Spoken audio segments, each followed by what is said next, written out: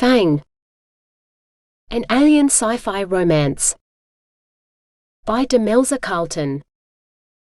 Book 1 in the Colony, Nick series. 1. So what are the aliens like? Dani demanded eagerly. Flora rolled her eyes. The same as they were when you asked last week, or the week before. Mostly they look like us.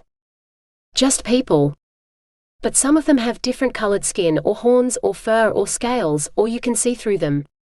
Once I saw on the news this rescue worker just poofed out of nowhere, grabbed someone out of the crashed aircar, and then poof, they disappeared again. So at least one of them can teleport. I wish one would teleport in here, so we could meet him, Dani said. Flora and Linnea just shook their heads. No you don't. This is our little enclave where we're safe. Out there in the city, anything could happen. I mean, it wasn't too long ago that we were at war with the aliens, and the Watch break up fights every night. If aliens knew about us and this place, they'd teleport in here and kidnap you in a flash, a slave to their alien desires, and no one would ever see you again. It can't be any worse than farm work, Dani said. I mean, you'd spend all day in bed and hardly wear any clothes, so you wouldn't need to do as much laundry. You might even get better food than protein bars. She eyed hers with distaste. Maybe if they tasted better or weren't so hard to chew, she'd manage to choke one down, but right now, she couldn't even make herself do that. Fewer clothes to wash but way more bed linen. Definitely not less laundry, Eva said. She'd been raised in the brothel where her mother worked. Back on Earth, Dani knew, though Eva rarely talked about her childhood. She'd heard whispers that Eva had actually worked in the brothel, though she couldn't have been more than 15 when she left that place to join the Farm Star program. She and Flora had been the poster girls on the ads Dani had seen, which had made her want to sign up. A year of learning intensive terraforming and farming techniques, before they'd been packed off to the Genesis to be put into stasis, where they'd remained until they woke up on Star Farm, their own corner of the colony, until Donna could make arrangements for a planet-side land grant where they could start farming properly. So with the colonizing part of their contract on hold for the moment, Donna had decided to bring forward the breeding part. They'd all signed on, knowing they'd need to work for a number of years and bear children for the colony, but Dani had thought that meant human babies, not alien ones. She eyed Linnea's swelling belly. She was the first pregnant girl among them, though not for long, according to Donna. What's it like to, make babies with an alien? Dani asked. Flora snorted. The same as with a human, of course. He puts his penis in the right place, pumps a few times, and makes a baby. Or weren't you paying attention in sex ed class? That was back on Earth. Before we knew we'd be having sex with aliens. So what was his, like? Linnea shrugged. I don't know. Dani gaped. What do you mean you don't know? He did stick it into you, didn't he? Or was it all probes and things while you were unconscious? Flora smacked her hand. Dani, where do you get these ideas from? Dani shrugged. The TV was always on at the orphanage, playing all sorts of things. Sometimes late at night, there were programs about aliens that really weren't suitable for kids. I used to sneak out and watch them. There were scary aliens, friendly aliens, and sexy aliens. So which one was the father of your baby, Linnea? Linnea huffed out an impatient breath. I don't know, all right? It was dark, he bent me over a table, it was painful but at least it was quick, and then he was gone. 3 weeks later, on my weekly health check, the scanner said I was pregnant, and that's it. I don't want to talk about it, okay? But Dani just couldn't let it drop. But in sex ed class we were always told that it would be painful at first, but then it would become pleasurable. Didn't you enjoy it at all? No. Maybe he was too quick, so we didn't get to the good part.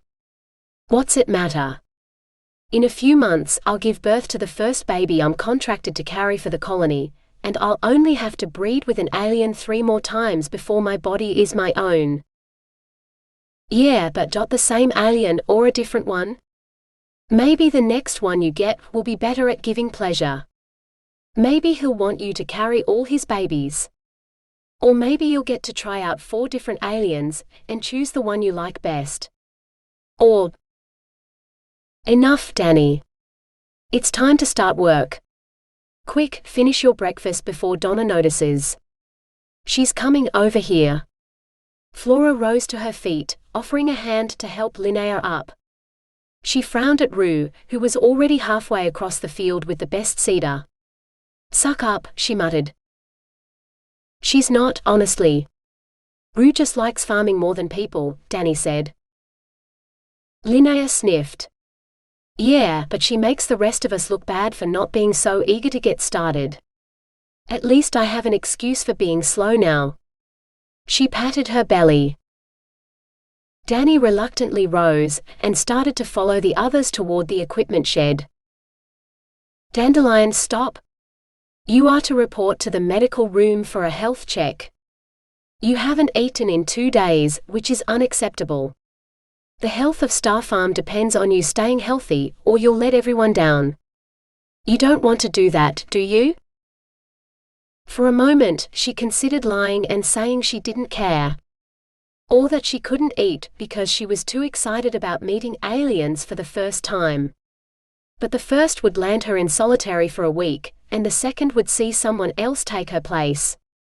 So she simply lowered her head and said, "No, Donna. I hope a health check will tell me how to do better." Good girl. Donna patted her shoulder, then followed close behind her all the way up to the medical room. 2. Come on, put the thing on the thing and be done with it. Talon begged. Claw sniffed, and delicately picked up one of the white tiles and held it over the go-board, oscillating between one indentation and another. Finally, he deposited it somewhere else entirely. Wait, what? Talon cried. Claw shrugged. If you paid more attention to the game instead of insisting that I play faster, one day you might actually be able to beat me. I beat you last time and Achilles too. I was last month's champion. Talon insisted. Back me up here, Fang. Fang sighed and put down his tablet. The rules of Go Night included, among other things, no work. A rule he usually managed to obey, because his patience never came with him. But an emergency message from one of his courier ships, asking permission to answer a distress call from a mining ship, wasn't something he got every day, and it wasn't something that could wait, either. Sorry, I had to authorize a response to a distress call. Claw frowned. Why? Under the Alton System Treaty, all ships have to respond to an emergency distress call. Don't tell me your ships are doing something illegal, Fang.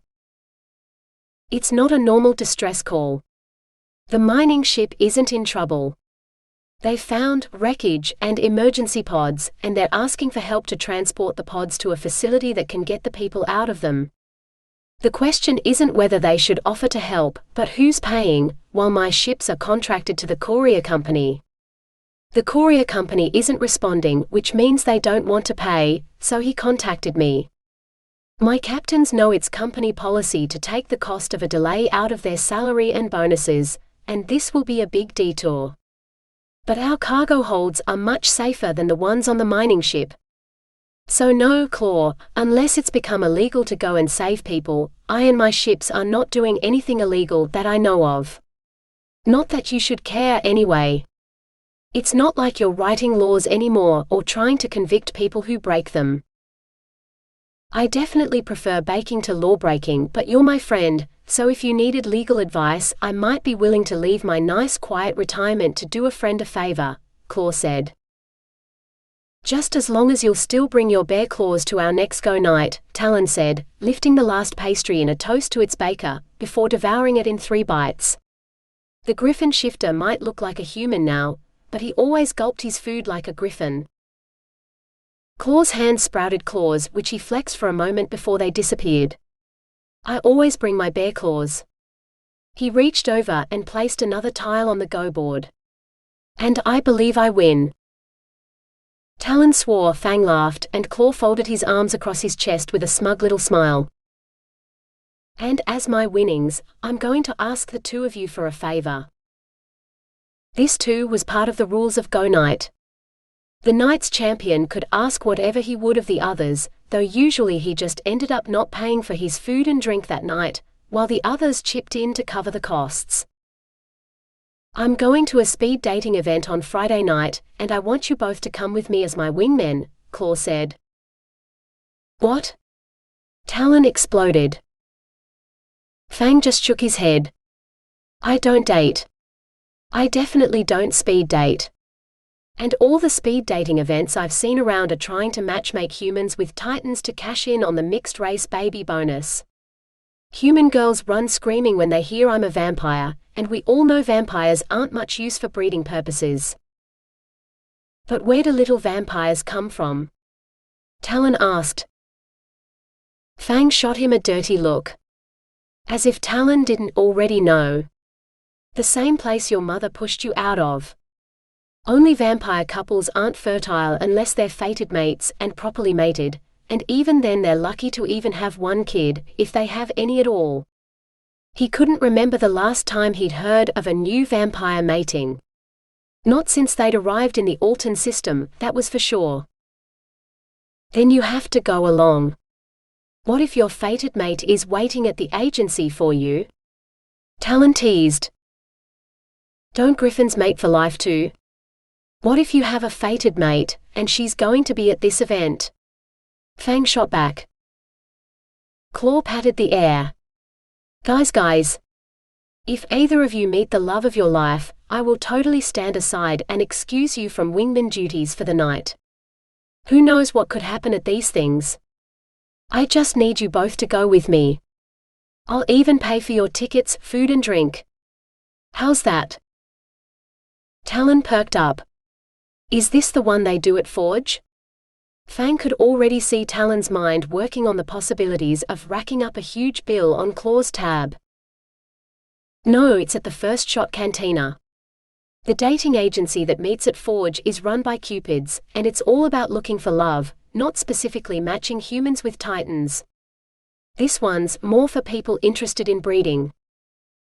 So the food and drink will be shit, but the chances of getting laid are super high, Talon translated. For you, maybe. I'm still a vampire, Fang said. Talon clapped him on the back. Yeah, but you're a rich hot vampire dentist. I'm sure human girls really go for that. Fang snorted. Yeah, like they love guys who spend so long in animal form they forget how to use a fork. He shuddered at the mess Talon was making with his pasta. Griffins were gross. So it's a deal, yes?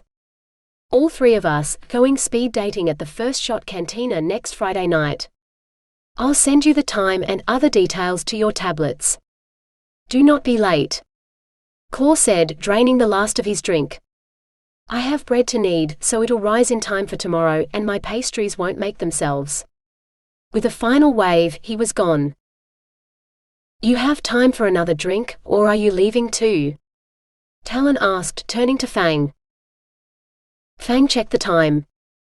I have all night to get home and no more patience tonight. I could manage another drink if you have the good stuff. Talon grinned. Well, what do you know? I got my hands on a bottle of genuine earth-brewed tequila from Eden this week, as thanks for my pest control services. All those years at university, studying animals, when my real talents were in telling the meows what to do while I sit back and let them do all the work. Yeah, but that's only because you bred superior meows in the first place, which you couldn't have done without those years of study. And the fact that you bred them in space on the Titanic, and invited us up for a go night there the very same night Titania went mad and all hell broke loose, which saved all our lives and most of your breeding stock. Talon pulled the stopper out of the bottle, then glugged the contents into 2 glasses. He raised his glass and nodded for Fang to do the same. To Meow's miracles and fate that loves us, he said. Meow's miracles and fate's favor, Fang agreed, knocking his back. Yep, he still hated tequila. Give him a healthy bottle of blood any time. Or a bitter, rich coffee liqueur. Next time, when it was his turn to host, perhaps. So, any idea why Claw would want to go to some matchmaking event for breeders? Talon asked. Fang just shook his head. Maybe he thinks his biological clock is ticking. Or maybe he's doing this as a favor for someone too, and taking us along so he doesn't look suspicious. I mean, you'll draw all the attention so no one will notice him or me. Talon burst out laughing. Yeah, right up until the human girls realize griffin babies are born in a litter of at least 3. Then they run screaming from me too. Let's face it, we're all doomed to remain lifelong bachelors. Achilles too. Well yeah, but he's you know. Fang nodded. Yeah. Makes griffin quintuplets sound easy. I was only a triplet, you know. There might not be more than 3. Fang sobered. That's 3 more kids than I'll ever have. Not that he'd planned on having any, given the odds on it ever happening, but sometimes he imagined. He poured 2 more glasses of tequila. To being lifelong bachelors, he said solemnly. 2 lonely old men, Talon said glumly. Fang wasn't sure whether to drink to that, or call it a night. So he did both, wiping his mouth with the back of his hand before waving farewell as he ventured out into the perpetual night that wreathed the Nix dome of the colony where they lived. 3. Strip. Dani was already pulling her dress over her head before she heard the command, and she lay down on the examining table before Donna could ask her to do that, either. A moment later, Donna had the hand scanner switched on and began the first pass down Dani's body. She prayed that it wouldn't find anything except a mouth ulcer, for which she'd have to take extra vitamins, but that was it. God, but it was cold in the medical room. Her nipples felt like hard chips of ice, and there was an annoying draft that wanted to waft right up between her legs and inside her, but if she closed her legs, Donna would only tell her to open them slightly again, and if you gave the air in the room an inch, it was right back in there, chilling her flesh like some sort of randy ice alien. Ew, were there ice aliens? Flora and Linnea hadn't mentioned them, but just because they hadn't seen them didn't mean they didn't exist. There could be dozens of different aliens the other girls didn't even know about, and some of them might even be looking for love at the dating agency event she was finally going to be allowed to go to. The scanner beeped to indicate it had finished its assessment. Dani sat up, curious to see what the readout looked like. Thankfully, Donna didn't pull it away, out of view this time. What is it? Dani asked. Donna's frown deepened. This says your wisdom teeth need to be removed. Dani's heart sank. You can do that right here, right? Donna was a capable nurse and a medic. She could handle most things. Of course not. You'll need to go to a dentist for this procedure. Right away if you're to be fit and healthy in time to attend the speed dating event. Donna pulled out her tablet and began tapping at the screen. Right, I've arranged the next available appointment for you at 9 with a dental clinic in Metropolis City. You can go in a skimmer and then come right back. But it's already 9:30, Dani protested. I can't possibly be there in time. Plus we have to finish planting field 6 today and… You have a dentist appointment tonight at 9 p.m. Plenty of time to finish planting that field before you go see the dentist, and then come straight back home for a good night's sleep before a full day's work tomorrow. Oh God. No. Not the dentist. That can't be right. Dentists don't work that late at night. It must be a mistake. This one's a vampire and he does. No more excuses. Your health is our primary concern, and I will not let you neglect it a moment longer. Now back to work to finish that field before your appointment. Yes, Donna, Dani said meekly as she pulled her clothes back on. A vampire dentist. She wasn't sure which scared her more, except that if he was a vampire then he was also an alien, because the only vampires in the colony were Titans. She wasn't sure which scared her more, that he was an alien, that he was a vampire, or that he was a dentist. She closed her eyes, not wanting to admit it. Aliens she could handle, even if they hurt her like Linnaeus had. Vampires, she'd only heard stories about them and never actually met one, so she was about as curious as she was scared of meeting a vampire. But a dentist, ever since she was a little girl, nothing terrified her more than a visit to the dentist. If her mouth didn't hurt so much. If Donna hadn't ordered her to go. If her first speed dating event wasn't so close and she hadn't been looking forward to it, well, since forever. Or at least since she'd first heard about it, and she'd only be allowed to go if she was in perfect health. Dani blew out a breath as she slipped on her shoes. Fine. She'd be brave and go to the dentist, no matter how much he scared her, and she'd have those unnecessary teeth removed, just like Donna wanted her to. But she didn't have to like it. 4. Fang looked at his schedule. Last appointment of the night, a wisdom teeth extraction.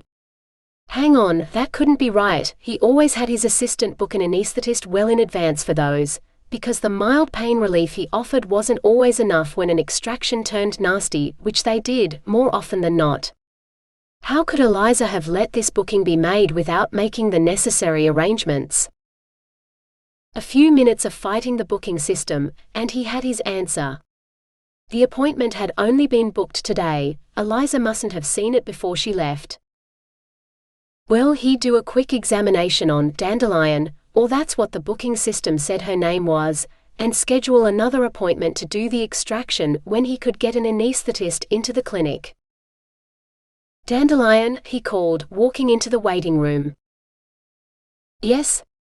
The voice was breathless with fear, almost drowned out by her thrumming heartbeat. Definitely not doing this extraction tonight. Maybe not at all. Fang held up his hands. It's all right, you don't need to be afraid.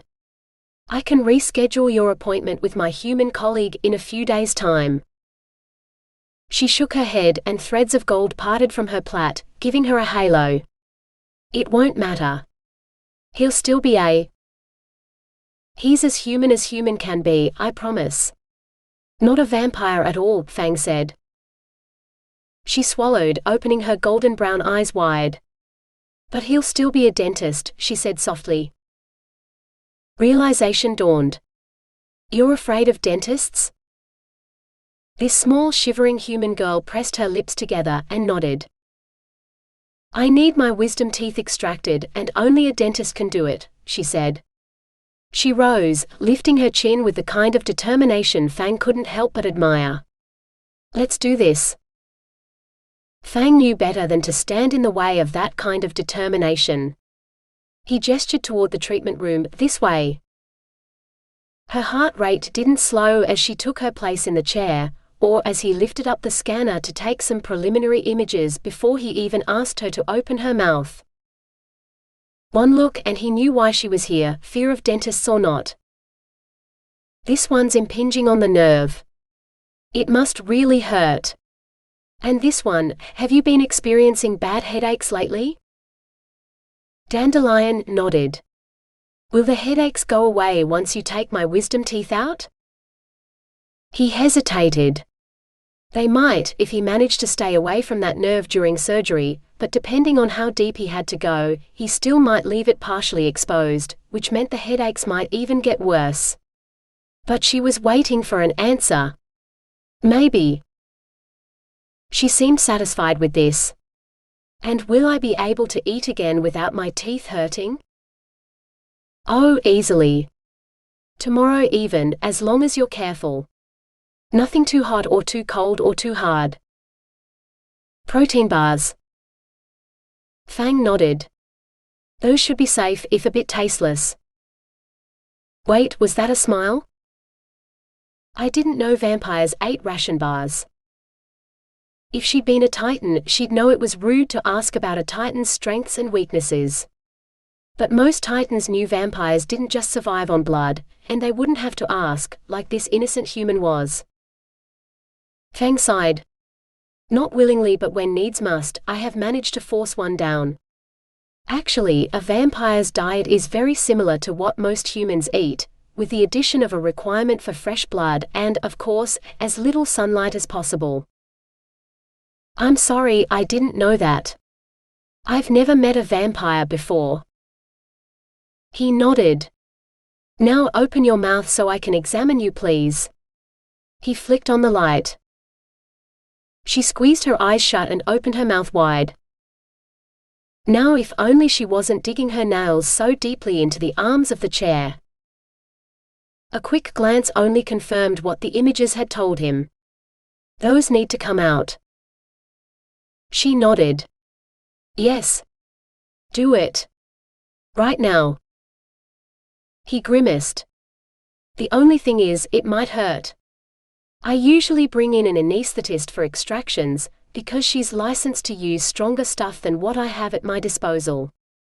I mean, my venom might be enough, but it might take more than one shot of it over the course of the procedure.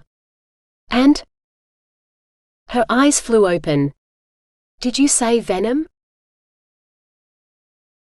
5. When the alien vampire dentist explained it, it didn't sound all that bad. The venom he injected when he bit people had an anesthetic effect. Venom applied to a wound site could also accelerate healing, so instead of recovery taking a week or more, her incisions could heal overnight. He only took a small sip of blood while waiting for the full dose of venom to be injected, only a spoonful really, and he always healed the bite marks with a lick of venom so there would be no trace. Show me, she said, barely aware she was going to say the words before they were out, too late to take back. Are you sure? He looked so worried, like he feared for her. As if she wasn't already scared enough. What more did she have to be afraid of?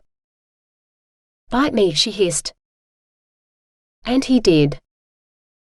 A tiny sting at first as his sharp teeth pierced the skin at her neck, before what must have been his venom trickled through her veins, a cold prickling that lasted for only a moment before it was over. The venom swept away into her bloodstream.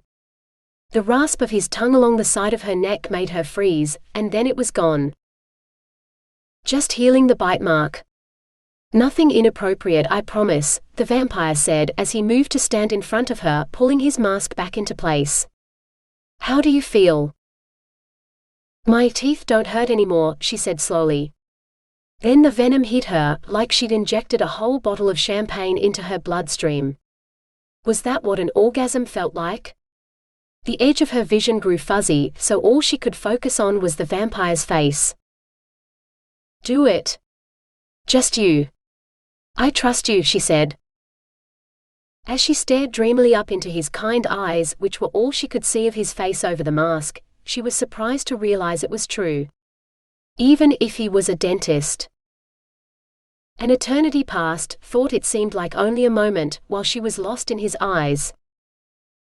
Then he said, all done. Wait, what? 6. When she said, bite me, Fang knew he was lost. He leaned in, breathing her clean scent, pressed his lips to her soft throat, and slid his teeth into the vein.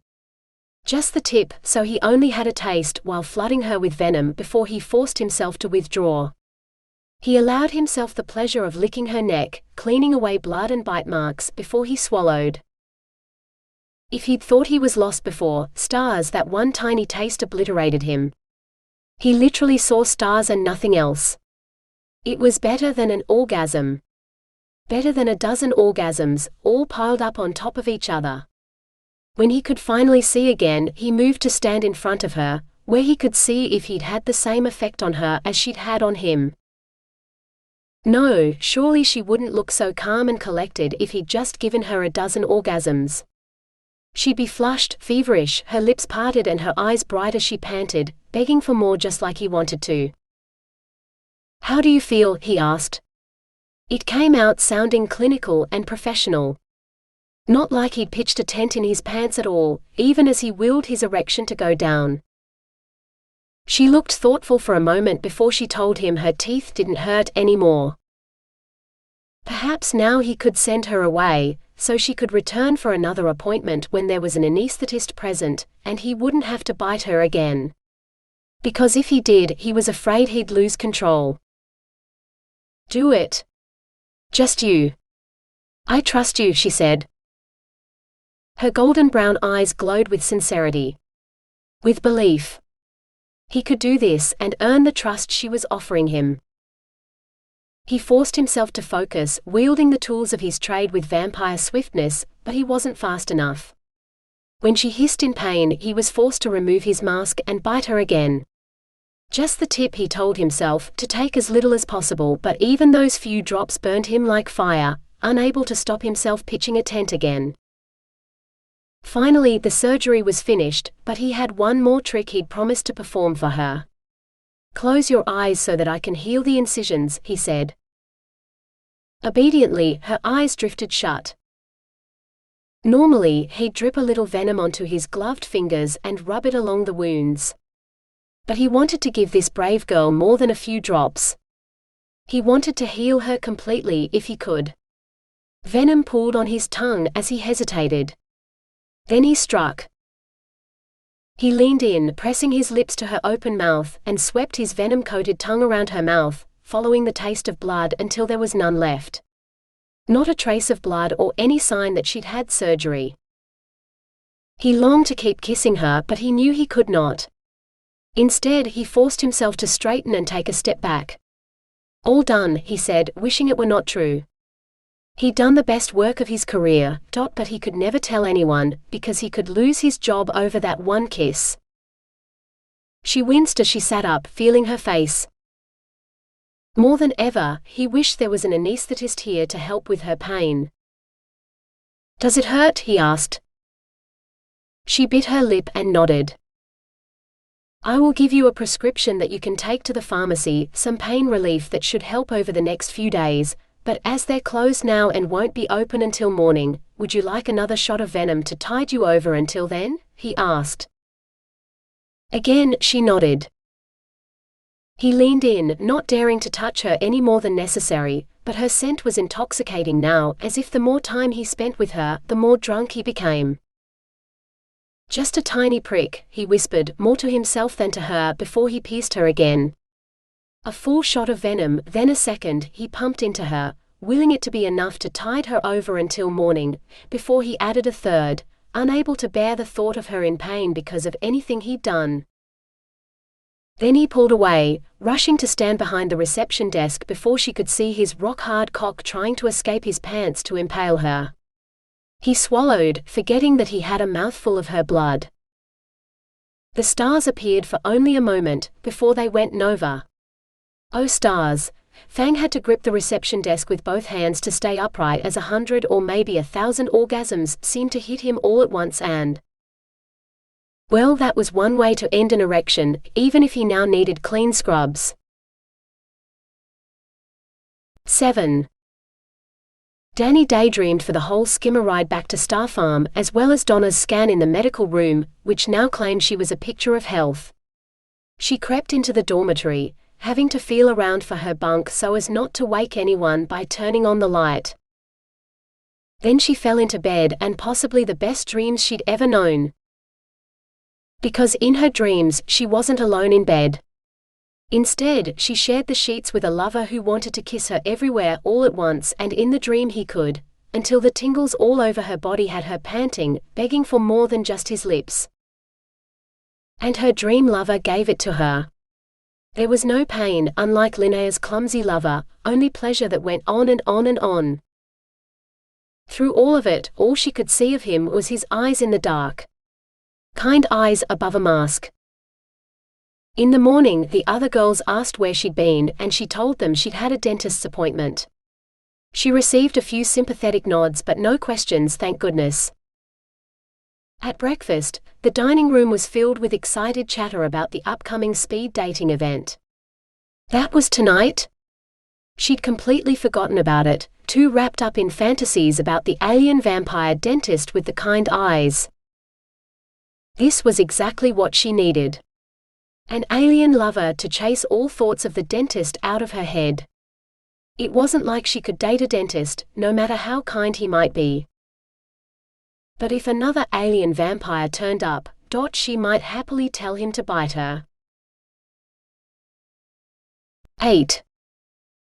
Fang cleaned himself up, then returned to his desk to write up Dandelion's notes. He'd forgotten to tell her to make a follow-up appointment, just to be sure everything was healing properly and she wasn't experiencing any negative aftereffects, so he shot a message to the comm listed under her booking, only to find it answered by an older woman who looked nothing like Dandelion. "Star Farm, this is Donna," the woman said. "I was looking to speak to Dandelion, please," he said.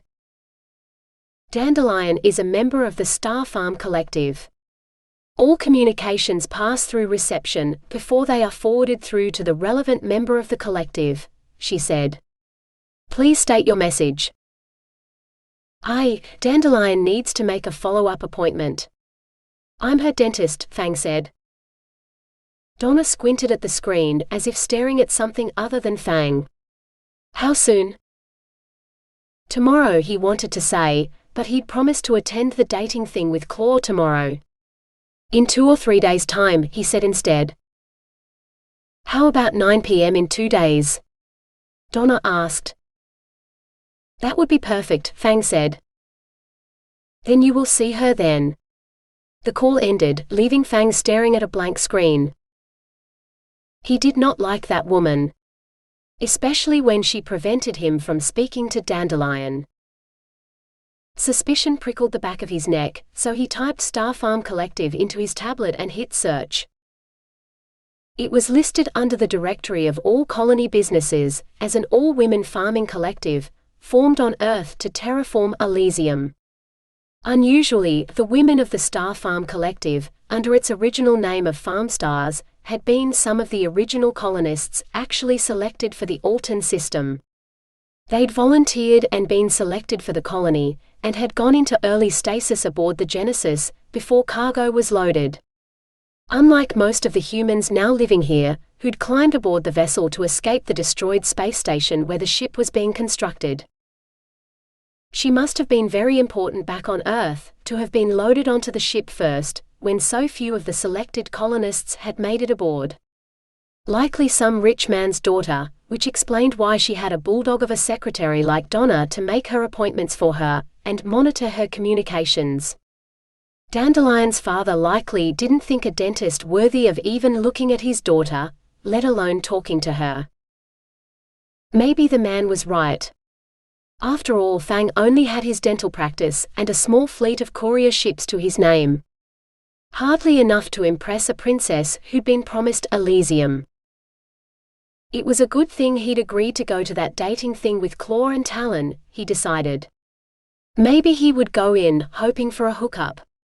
Someone who could banish Princess Dandelion and her mind-blowing blood from his mind.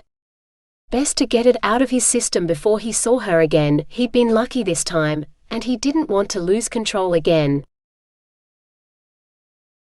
9. Now remember girls, your goal tonight is to find a compatible male alien, and persuade him to join you in one of the coupling capsules at the cantina.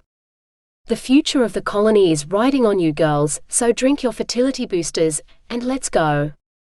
Donna raised her cup, and waited for them all to follow suit. When she was satisfied she said, "To a future with lots of babies." They all repeated the toast and drank the bitter-tasting brew, though Dani almost brought hers back up again, she was so nervous. The dress she was wearing didn't help, either. It was a white clingy thing that showed more skin than it covered, and ended just below her bottom. Worse, it hadn't come with any underwear, so every step she took, she was terrified her dress would ride up and she'd moon everybody. Add that to the ridiculously high heels that felt like stilts, and it was only a matter of time before she tripped, fell flat on her face with her bare ass in the air, and embarrassed everybody. "Don't chew off your lipstick," Franny chided, taking Dani's makeup kit from her nerveless hands to reapply the lip color for her. What about Rue? Dani asked when Franny was finished. She needs lipstick too. Just a shimmer of gloss for Rue. Don't want to take the focus off those stunning eyes, Franny cooed, as she swiped some glittery gloss over Rue's lips. When Donna was satisfied that they were all ready, she pressed her palm to the pad beside the outer door and it hissed open. Into the skimmers, girls, quickly. They piled in, all laughing and chattering nervously in excitement at their first night out in the colony. A night without Donna, it turned out, when she didn't exit any of the skimmers at their destination. Neon lights announced that they'd arrived at the one-shot cantina, which was shaped like an igloo made of limestone on the outside. Inside, the booths had the same limestone look, blending into the interior walls, which were decorated with what looked like weapons. Ray guns out of some old science fiction movie. Let's all grab a drink and wait for the men to arrive.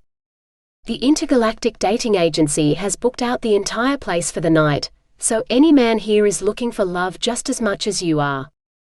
So don't be shy. Flora shouted.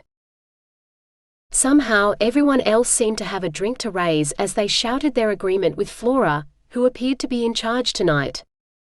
Dani breathed a sigh of relief. Dani weaved through the crowd to put her back to the fake stone wall where she might see the men as they walked through the door. You should be up the front with the rest of the temptresses, Rue said to her. Once these guys get a look at you in that dress, there'll be a battle royal for you, and no one will even look at the rest of us. She huffed out a breath. A good thing too. If any of these desperate fuckers lay a hand on me, they'll lose it. She held up a pair of shears and snipped the air with them, before sticking them back in her pocket. Now Dani wished she'd thought to bring a weapon, or that she'd been wearing something with somewhere to put it. If you want my advice, don't pick the ones undressing you with their eyes. Pick one who's nervous, whose eyes look at you with longing. Someone who knows he doesn't deserve you, but he already worships the ground you walk on. Dani laughed. She was an orphan who'd never been anywhere or done anything, and her only skills were basic farming and not falling out of this dress. Yet, at least. None of the men here deserved her, they likely deserved a lot better. Like Rue, who knew everything there was to know about farming.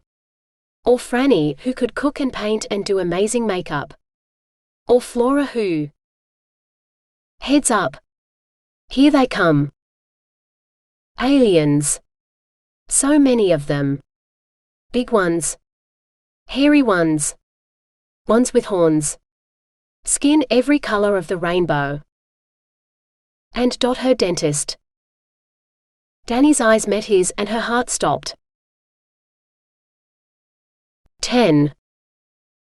Excuse me, sir, but you cannot enter the event unless you sign this first. A tablet was thrust in front of Fang's face, covered in small print. He scanned the contract, his annoyance growing with every line he read. What's this about children? If a child results from my activities tonight, I assume full responsibility for it? I haven't even met a girl yet, and you expect in the next 4 hours I'll not only meet one, but get to know her well enough she'll be carrying my child? Standard contract, sir. No sign, no entry.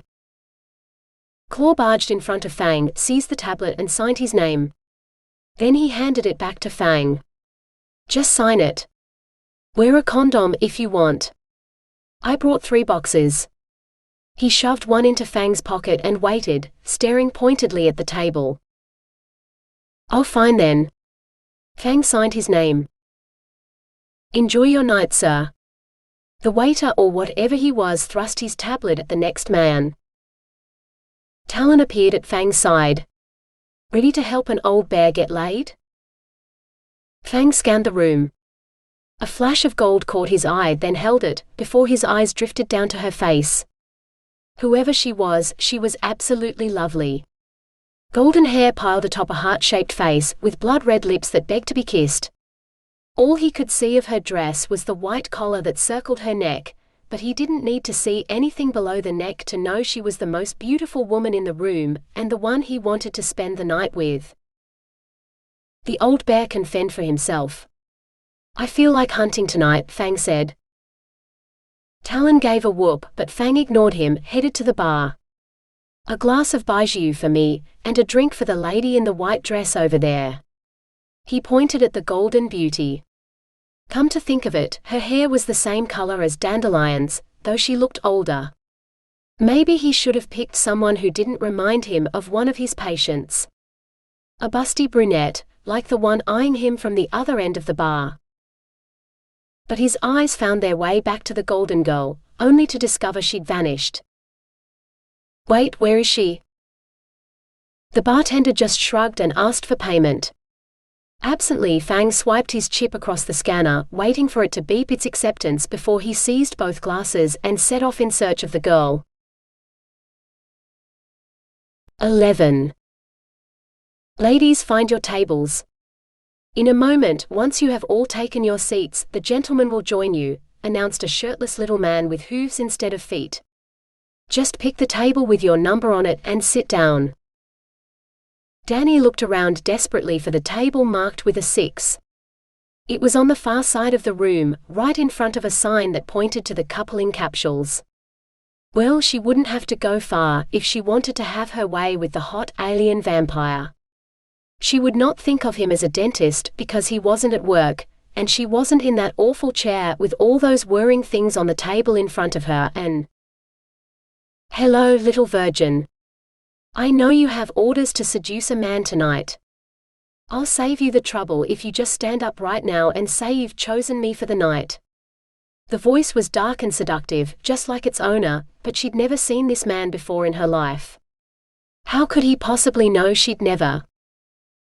I said now, little flower, and I'll pop your cherry so quick you won't even feel it.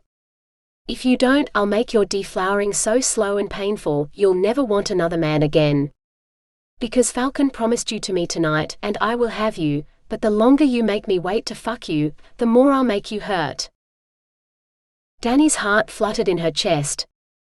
Last night she thought she'd been scared, but that was nothing compared to the terror turning her insides to ice right now. Her mouth opened but no sound came out. She couldn't even cry for help. This horrible, hateful man was going to drag her away and do hurtful things to her, and she couldn't. She'd give anything to see her dentist right now. 12. There she was, sitting at a table right at the back of the cantina, with fear so powerful radiating off her, Fang fancied he could feel it himself. And the source of it? The shady-looking incubus sitting across from her, who had her transfixed in terror. Worse, he was enjoying this, the bastard, drinking in her fear like a vampire gorging on blood. How dare he? Vampires were far more powerful than incubi, and he was going to make this one regret even looking her way. First, Fang gathered up her fear, winding the chaotic strands into a hard ball in his hand, until he'd claimed it all. Next, he wrapped the ball in layers of his own anger at the incubus's audacity. Then he heard the idiot's final words to her, "The longer you make me wait to fuck you, the more I'll make you hurt." In Fang's fury, he crushed that ball into something as densely packed as a neutron star, if stars were invisible balls of emotion and energy and not matter. Then he threw it at the incubus. The man's head jerked sideways. His eyes rolled up into his head before he slumped over on the table, out for the count. Fang lifted up the chair and tipped the idiot out onto the floor, then kicked him under the table. Finally, he took the seat for his own and placed her drink in front of her. "I'm sorry for taking so long to get to you. The drink service here is terribly slow." "Thank you," she said, her eyes shimmering with tears. "You saved me." Fang shrugged and sipped from his glass. "Anything else you need, just let me know." "I want to leave, but I need." She gulped. He cast his mind back, remembering the things the incubus had said before he threatened her. Perhaps a night with a princess might be possible after all. "I believe I can help you with that. I have an offer for you." Unlike this idiot, he gave the incubus another kick under the table. "If you just hear me out, I might just be able to give you everything you want." 13. An eager yes danced on the tip of her tongue, but Dani pressed her lips together and just nodded instead. You are a virgin and you are here to change that, yes? Another nod. If she didn't, Donna would punish her for sure. I would be honored if you'll allow me to make your first time both pleasurable and memorable, if you will accept my company for the night. I can't promise I won't bite, I am a vampire after all, and my venom has the power to take away pain and help you relax, both of which will allow you to enjoy your first time so much more than without it, but I will swear to you that I will not hurt you, and instead will do my best between now and dawn to worship you as fervently as any goddess. Oh God! If she'd been wearing underwear, they'd have melted about halfway through that little speech. As it was, she clenched her thighs together, trying to hide the blooming heat in her core. What had Donna said she had to do, in order to secure a room and some privacy to seduce the man she wanted? Oh, that's right. Dani shot to her feet. I've made my choice. She pointed a shaking finger at the vampire who'd saved her, whose offer she could not refuse. 14. The room fell silent, as the bar manager made his way over to them. The first match has been made and the best room in the house goes to. He raised his eyebrows. Dani, the girl whispered. Dani and? He turned to Fang, his eyes widening in shock. You're not Shade. Fang turned on the full force of his smile for the barman. No, I'm Dr. Fang. The barman's fear tasted bitter, but he managed to smile and said, Dani and Dr. Fang. Everyone give them a round of applause to wish them a good night, while I take them to our finest room. Fang offered her his arm, and together they followed the man to a door marked Shackled Together Honeymoon Suite. The man turned the key in the lock, then threw the door open wide. Enjoy, he said. Dani stepped inside first, with Fang close behind her. Not a moment too soon, for the barman slammed the door shut the moment he was through it. Oh my God, she whispered. Fang didn't believe in deities, but he did believe he'd never seen so many handcuffs and shackles in one place in his life. Shackled together, indeed. At least there was a bed, with plenty of pillows. She could lie there in comfort while he took care of her every need. But first things first. Can I kiss you? He asked. 15. Before she'd finished saying yes, his lips were on hers. Just like she'd dreamed last night, cool and firm and commanding, so she couldn't help but open her mouth for more.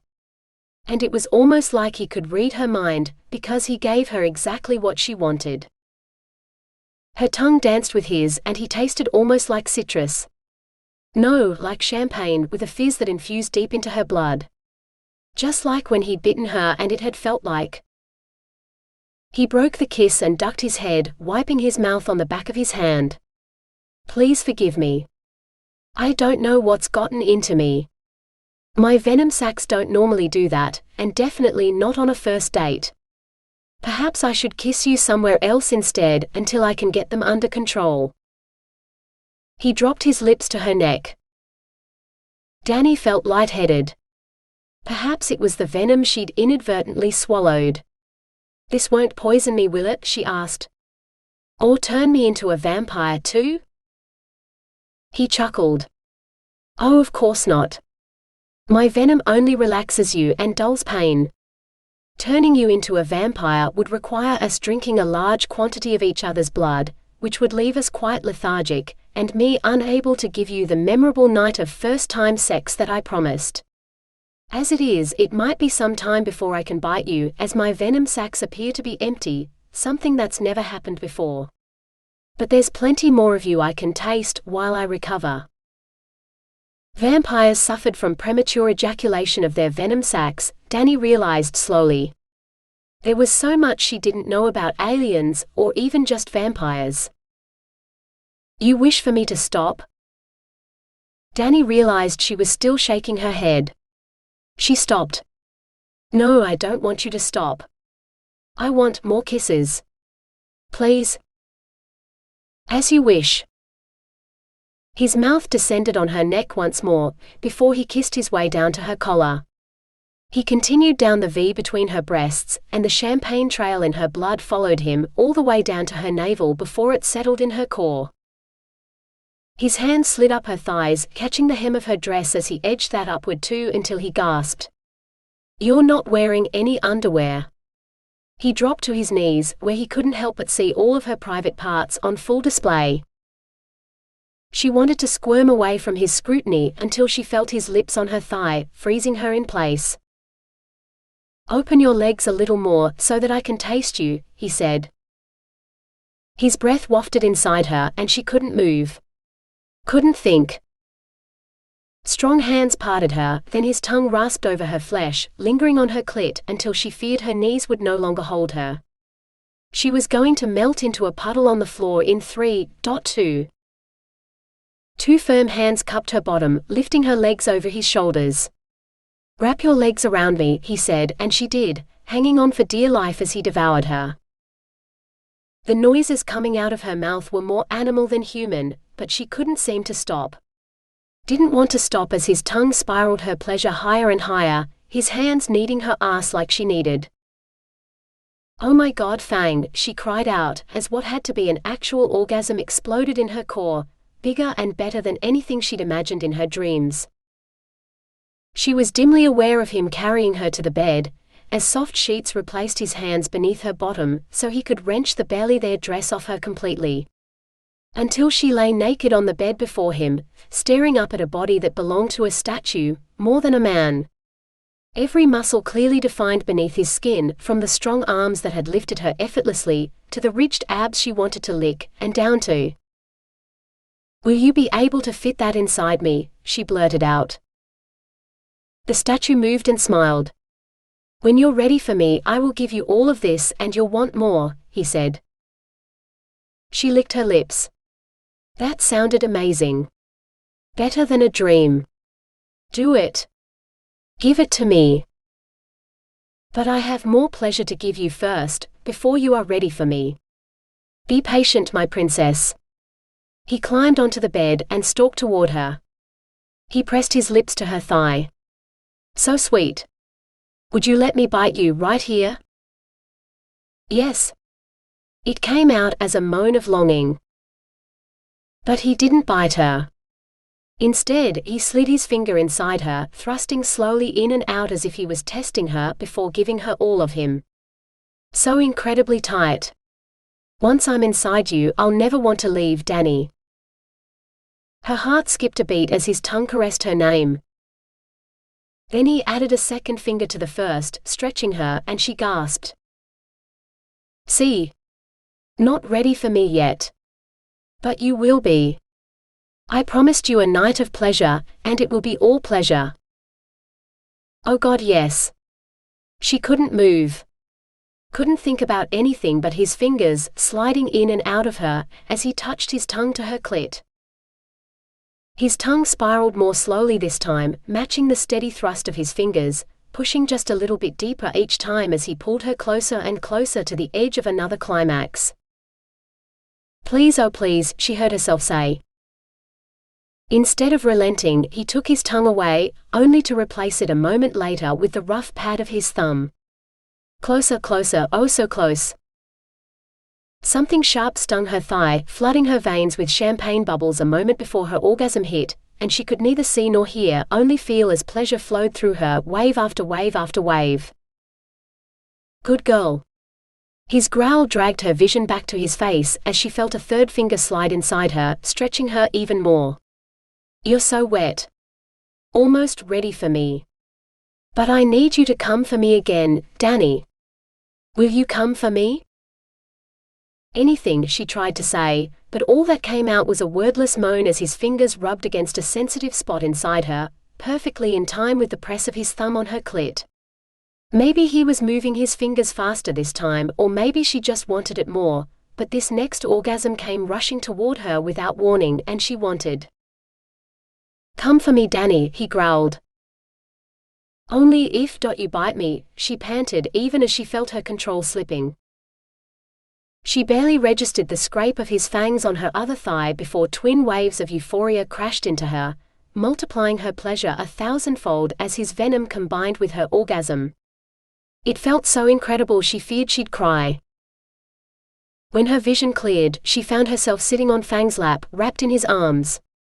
"How do you feel?" he asked. She looked up into his eyes, his gaze so tender she couldn't stop the tears now. "Wonderful," she wept. "And yet, I want more." "I'll give you more if you want it. I'll give you everything. Are you ready for me, Dani?" He took her hand and wrapped it around his cock, the hard length of him trapped between his body and hers. When she nodded, he said, "Then put your hands on my shoulders and rise up onto your knees, straddling my lap." She tried to do as he asked, but her legs were shaky, so he wrapped an arm around her waist to steady her, while his other hand held his cock in readiness for her. "Just sink down slowly, taking as much as you want," he said. The head of his cock touched her clit, and she was surprised at how hot it felt, compared to the coolness of the rest of his body. Then that glorious heat was inside her, that endless length sliding upward until he filled her completely. She expected pain, but there was nothing but pleasure and heat and him. And then he began to move, holding tight to her waist as he thrust with agonizing slowness, almost like he was afraid to hurt her, when every stroke sent bubbles of pleasure straight from her clit deep into her core. "Such a good girl," he growled before he fastened his mouth over her nipple and sucked hard. She threw her head back and screamed as her core detonated. Once. Twice. That wasn't possible, was it? She didn't care if it was impossible. She wanted more, Dani gasped. 16. Fang truly didn't know what was wrong with him. When he'd kissed her, his venom sacs had exploded into her mouth, without his fangs even breaking the skin. When she'd come on his tongue, she'd tasted like ambrosia, and he still must have been drunk on her essence when he'd begged to bite her, even though she'd already drunk all of his venom, only to empty his venom sacs into her thigh. Those few drops of blood he'd swallowed drove him into a mad frenzy, for he was certain he must have hurt her. Why else would she beg him to bite her again? Then he'd held her shuddering body for what felt like an eternity until the venom had healed her enough to speak, so she could tell him what he'd done wrong. But then she'd wrapped her hand around his cock and asked for more.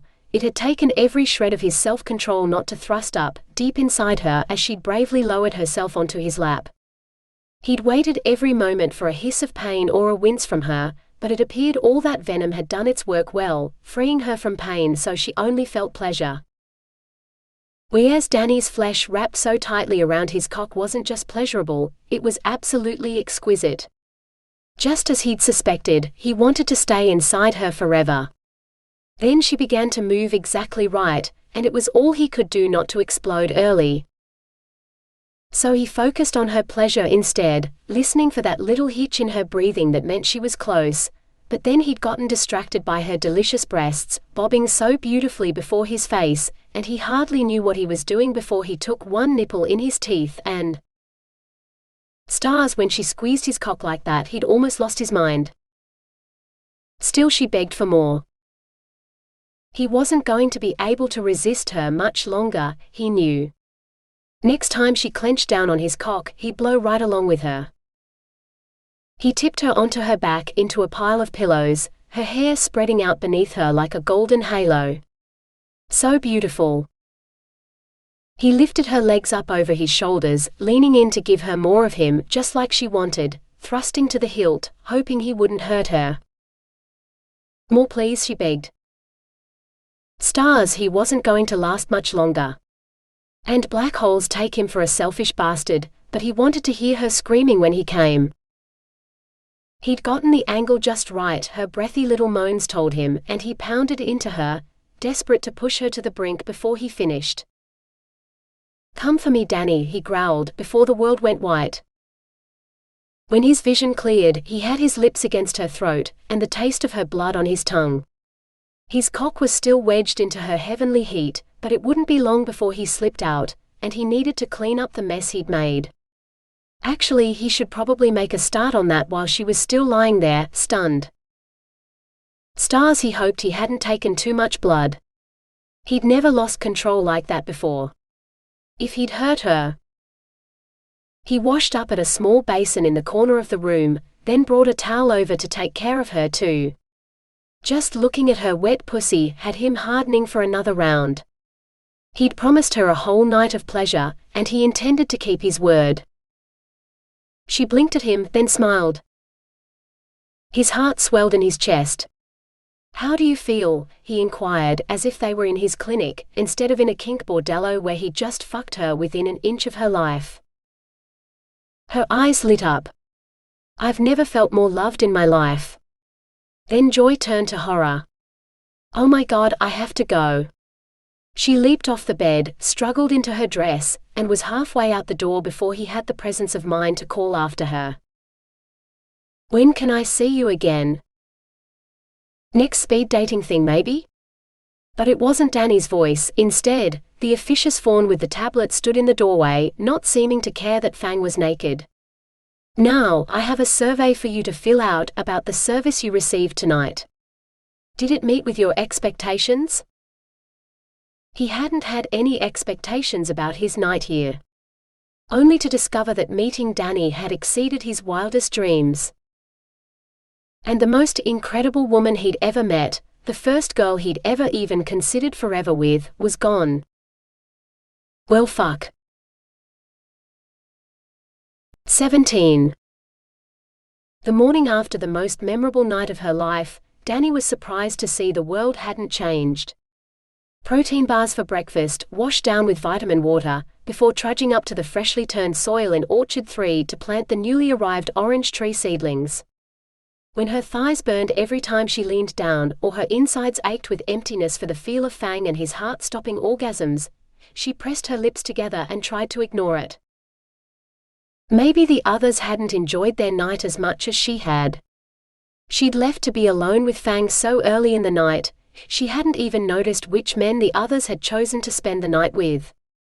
Ugh, maybe the asshole Fang had saved her from had woken up and turned his horrible attentions on someone else. Dani scanned the field, looking for signs that someone might be injured. Franny was walking a bit stiffly, but no more than she was herself. Oh, not Franny. After all the work she'd done to make everyone look good last night, the last thing she deserved was to be abused by that bastard. She tried to get a chance to speak to her over the course of the day, but Franny seemed to want to avoid everyone. Finally, after dinner, she saw Franny veer off toward the dormitories. The perfect place for a private chat, Dani told herself as she turned to follow. "Dani, Donna wants to see you," Flora said. "She said it's urgent." Swearing under her breath, she forced herself to follow Flora instead. "Stars, what kept you? Quick, you need to get into the skimmer and go to the dentist. You have an appointment tonight, and you can't be late." She got to see Dr. Fang again? Dani brightened until she realized Donna hadn't used his name. She'd called him the dentist. Not the clinic again. 18. After a dozen patients, Fang had his answer. Blood had never gotten him high before, and it had never had the effect on him that it had last night. Nor did it get him high now, on the dozen regular patients he'd offered pain relief to in his normal, professional way. So for him to experience the same phenomenon from two different women, 2 nights in a row and no one else, made absolutely no sense. One last patient, and he could do some research into things that made a vampire euphoric. It might have been something she'd consumed that lingered in her blood which had that effect on him, and not the blood itself. Or... He glanced at his tablet. Dandelion, he read. His eyes met hers. Recognition flared. His cock rose to salute her. Dandelion. Dani. Stars above, it wasn't 2 women, it was one, and worse, he'd slept with a patient. Then she looked away and wouldn't meet his eyes. He must have hurt her last night, when he lost control. Blithering black holes, he was an idiot. How do you feel?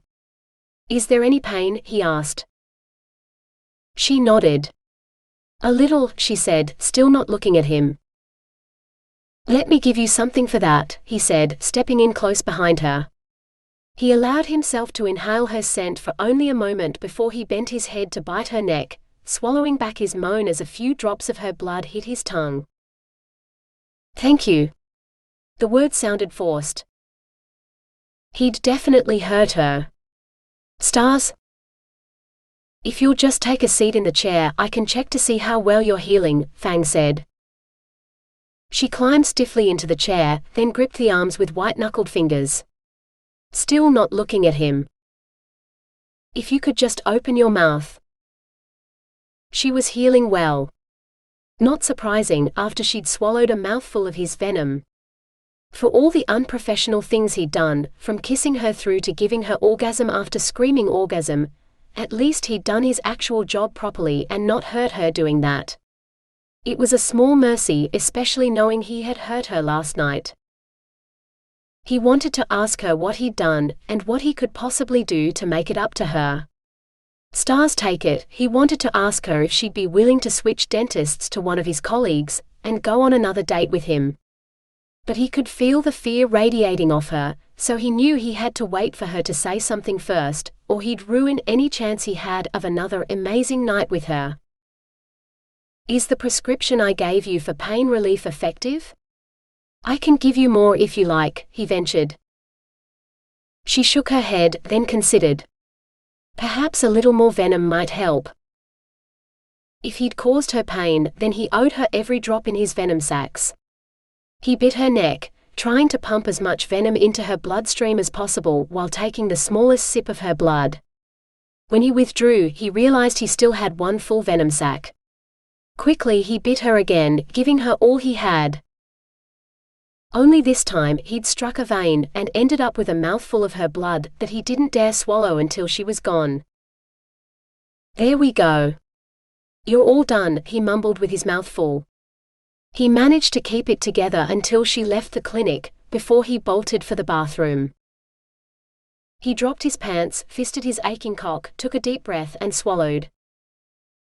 Several minutes later, when his vision finally returned, he reached for some paper towel with a shaking hand so he could clean up. He scanned the bathroom confused until, stars. Now he had to clean the ceiling. What a mess. 19. The moment her eyes met his, she remembered what she'd said to him, that he'd made her feel loved. She'd regretted it almost the instant the words had left her lips, because no matter how wonderful the night had been, that's all he'd offered her, one night. And she'd gone and fallen for him. So she wasn't sure what tied her belly in knots more tonight, a visit to the dentist, or her warring desire to jump on him and ride his cock for the rest of the night, or to run and hide in mortification. At least she was wearing underwear tonight, so he couldn't see how wet he made her. But if he wanted to see her again, it was up to him to say so. She'd blundered her way into a declaration of love last night, so she'd made her interest clear. A hot vampire who could give a girl 100 orgasms in a night, likely had dozens of offers for his company. She was lucky he'd even looked at her at all. Is there any pain? It was almost like he knew how much she ached for him, but his businesslike clinical tone made it clear he did not share her desire. He bit her so quickly she barely felt it before it was over. He checked her teeth, which were healing exactly as well as he'd said they would, before he offered her more pain relief. She wanted to beg for the kind of relief he'd given her last night, but she knew she'd only look silly. But she wasn't above asking for some more venom. She almost wept when she felt his lips on her neck.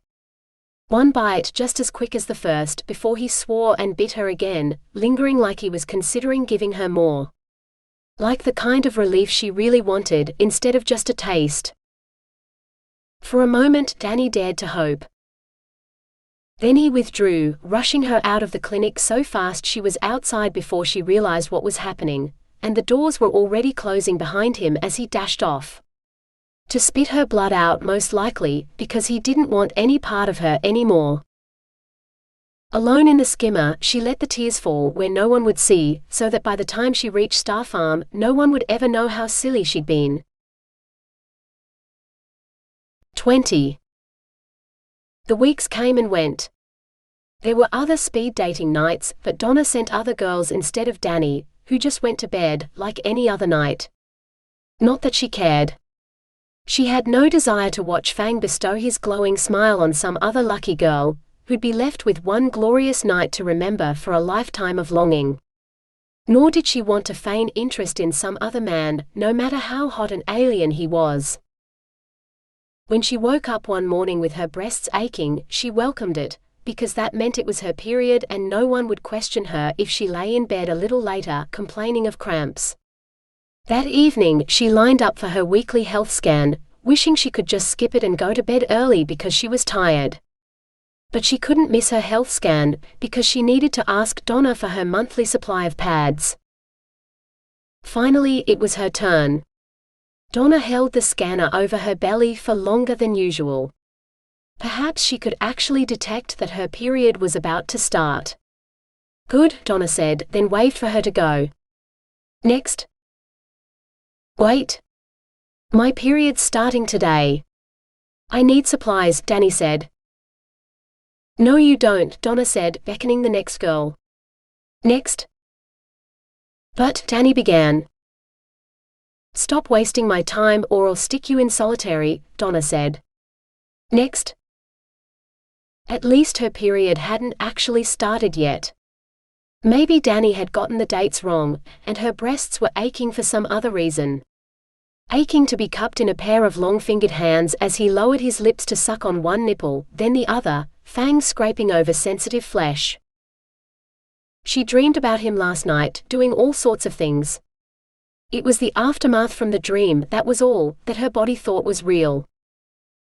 When her period didn't appear that day or the next, she breathed a sigh of relief and silently thanked Donna's no-nonsense dismissal of her mistake. Until 2 days later, when Donna summoned her to her office. She had a sofa and 2 straight-back chairs in there, and Dani knew better than to take the sofa.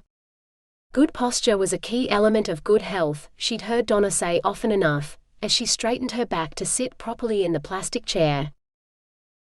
Then Donna left the office, only to return a moment later with the asshole who'd threatened her at the cantina.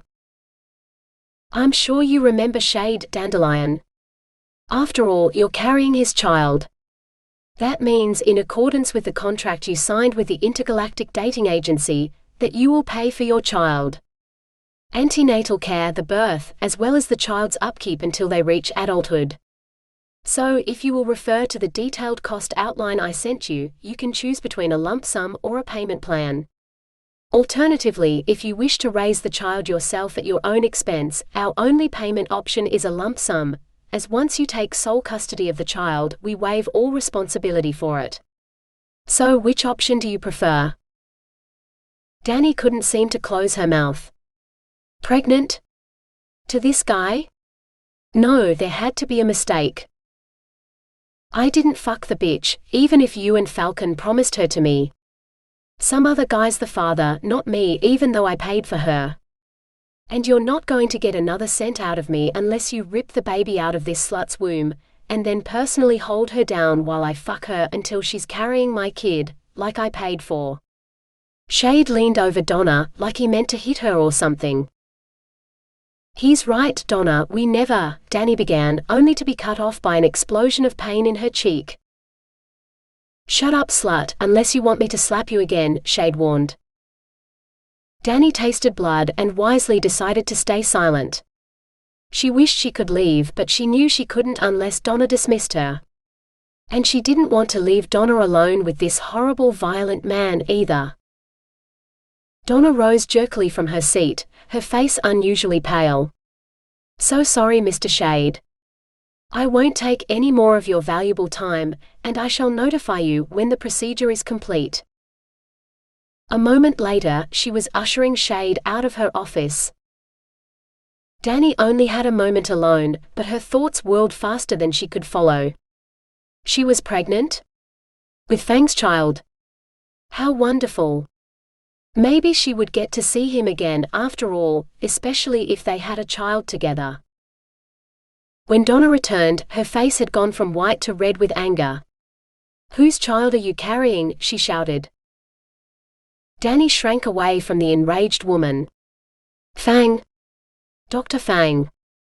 The alien vampire I met at the speed dating event at the cantina. He took me to bed and he—" Oh God, she couldn't tell Donna all the things he'd done to her. All the wonderful, wonderful things, culminating in this, the most wonderful of all. Dani swallowed. "He's the father of my child." "A doctor, eh?" Dani didn't bother to correct her. She had her tablet out and was already searching for him.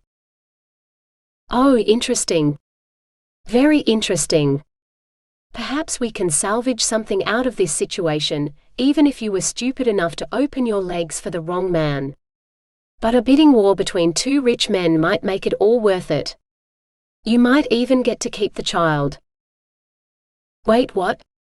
They'd take her baby away from her?" "They couldn't.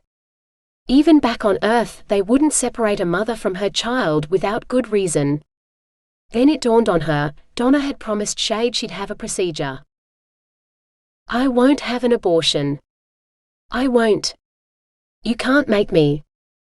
Dani cried, cradling her belly even though she couldn't feel the child inside her. She knew it was there. The baby she and Fang had made. "Shut up and go away, you stupid girl. You'll do whatever I tell you to." "Well, unless Shade takes you and you'll be his problem then." Donna ignored her and turned to her tablet to furiously take notes. Dani swallowed. She wanted to defend herself, to defend the child she was carrying, but it was a miracle Donna hadn't already sent her to solitary. Perhaps she should just take her good luck where she could find it, and leave before anything worse happened. And find a way to get word to Fang about the baby. He wouldn't let Shade and Donna kill it, she was certain. 21. Dani hadn't been at any of the other speed dating nights, and now she'd missed an appointment. A sensible man would leave her alone as she obviously wanted to avoid him, but he just couldn't stop thinking about her. Maybe he'd misread things. Maybe he should try to contact her and ask her what he'd done wrong. If she didn't want to see or talk to him, she could say so, and he'd leave her alone for good. The only thing was, she didn't seem to exist on any of the colony databases. The only contact details for her were Star Farm, but when he called, her bulldog of a secretary answered, saying she was unavailable, so he hung up again. Finally, he made up his mind. The only way to find her was to sneak into Star Farm so he could see her, face to face. Entering Star Farm was easy. The wall of administration buildings at the entrance were all dark, so he skirted them and headed deeper into the place. Fresh turned soil and more plants than he'd seen since leaving Tito assaulted his nostrils as he headed away from the empty buildings to the ones where people were. The most populated building was also dark, but the slow and steady heartbeats of the people inside told him it was a dormitory of some kind. Sure enough, that's what it was, one big barn of a place with beds lined up like a military camp. Half the beds were empty, likely because a bunch of the girls were at tonight's speed dating event, but he knew Dani wasn't there, which meant she had to be here somewhere. His breath caught in his throat as he spotted a blonde braid stretched out across a pillow, only to see that the girl wasn't her. A princess like Dani wouldn't bed down here among the farm girls, surely, Fang told himself, when the third blonde girl also proved to not be his quarry. He'd almost made his way to the other end of the dormitory without finding her, when one girl turned from one side to the other, throwing her blankets off for a moment before snuggling under them again. In that moment Fang saw a telltale flash of gold, and he ran to see. It was her. But they couldn't speak here. If any of the girls woke up and saw him, he'd never hear the end of it. Prometheus would probably make him tomorrow's headline news story, vampire stalker caught by plucky young farm girls or some such drivel. He scooped Dani up in his arms and fled the scene. 22. God, it was cold in the dormitory tonight. Had she kicked off her blankets in her sleep again? As Dani blinked the sleep from her eyes, feeling around for the lost blankets, she froze. There were no blankets or sheets. Just cold vinyl and steel, like she was in a dentist's clinic. She couldn't help it. She screamed. "Please don't. It's just me and I'd never hurt you." The whisper came from across the room before he turned on the light. Dani almost cried, she was so happy to see Fang. "How did I get here?" He ducked his head. "I sneaked into the farm and brought you here." "You kidnapped me. Is it because of the baby? You'll help me save it, right?" she asked eagerly. "What baby?" He didn't know. The story spilled out of her, from finding out she was pregnant right down to Shade. "And if you don't help me, Donna and Shade are going to force me to have an abortion and kill our baby." He looked stunned. "I don't know what to say, but I promise I'll do everything I can to help you." "Thank you." She threw her arms around his neck and kissed him. Then she pulled away. "So why did you bring me here?" You missed an appointment, and I was worried. Then when you didn't turn up at the cantina again, I called Star Farm, and when they wouldn't let me talk to you, I need to know what I did that night." "Why you don't want to see me?" he said. "Of course I want to see you. That night was wonderful, more wonderful than I could have possibly imagined, but you did only offer me one night and I thought," she began, feeling blood rush to her face. "But why are you so afraid of me?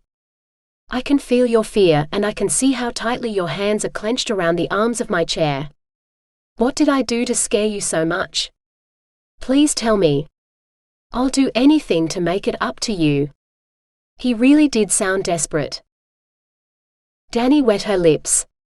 It was so embarrassing, but she couldn't let him go on believing a lie. "I'm not scared of you. You're probably the person I trust most in the entire Alton system, if not the whole galaxy. But the one thing in the universe that scares me is dentists." His eyes darkened with fury. "Tell me the name of the dentist who hurt you." If only it were that easy. "He didn't hurt me, but he made grown men scream." Dani sighed. "All right. His name was P. Sherman, 42 Wallaby Way, Sydney." At Fang's blank look she added, "The dentist from the old Disney cartoon Finding Nemo? They used to play it constantly at the orphanage where I grew up, to show us what the Great Barrier Reef looked like before most of it got bleached to death. Anyway, there's this dentist. The whole story is about the fish in the tank in his clinic, which he steals from the reef when he goes diving. But in the background he has a steady stream of patients and they're all in terrible pain, screaming while the fish watch, until they find a way to escape." She screwed up her face. "I know it doesn't make any sense, but that's the thing about an irrational fear of dentists. It's irrational." Fang began to laugh. "That's it? You're afraid of dentists because of a film you watched as a child? Tell me none of your clients have screamed in your clinic," she challenged him. "Not a single one. One bite and they relax. There's a reason I'm the best dentist in the colony," Fang said. "None of your patients have ever screamed? Surely there had to be one." Suddenly he was right there beside her. "I made you scream. But not here. In the bed at the cantina. I could make you scream again here if you like." God, would she ever? Only not here. Anywhere but here. If you took me back to your place, or at least somewhere there's a bed. Fang slowly shook his head. "Do you know how to cure an irrational fear? It is possible if you're willing to try. The first step is to face your fears in a way where you feel safe and in control." He pulled on the lab coat he usually wore when he was working. "Do you trust me, Dani?" Yes. Yes, I trust you. But this place?" She waved her hands at the chair, the instruments. "I don't want to be here. She stood up and moved toward the door. To her surprise, he didn't even try to stop her. Dani, what if you were in control and not the dentist? Then someone was definitely going to get hurt. I wouldn't know what I was doing. I could do something wrong with one of those things. Turn around and look at me, Dani. What would you like to do to me right now? Not hurt him.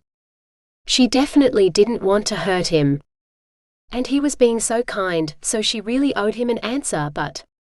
Dani took a deep breath and forced herself to turn around. Holy fuck. Wearing nothing but his dentist's coat, Fang stretched out in the chair, beckoning to her. She let her eyes drift lower.